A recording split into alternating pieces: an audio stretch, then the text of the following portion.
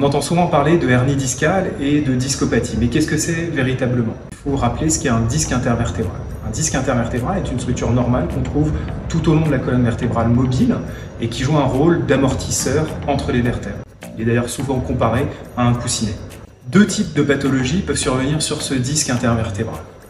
Principalement, on va trouver la hernie discale, qui est un phénomène brutal, et le pincement discal, qui est un phénomène plus chronique, d'usure, et qui lui est irréversible.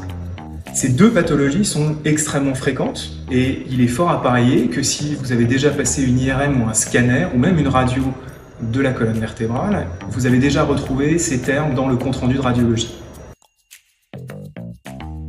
Pour autant, bien que cela puisse surprendre, bon nombre de ces pathologies sont complètement asymptomatiques et ne nécessiteront aucun traitement.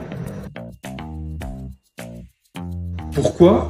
Eh bien, parce que les structures nerveuses, la moelle épinière et les nerfs, baignent dans du liquide, qu'on appelle le liquide céphalorachidien, et qui joue un rôle de tampon. Il est d'ailleurs souvent comparé à un liseré de sécurité. Malheureusement, dans certains cas plus sévères, ces pathologies peuvent être à l'origine de symptômes et de douleurs qui peuvent parfois nécessiter une prise en charge. Si ce sujet vous intéresse, n'hésitez pas à regarder nos autres vidéos.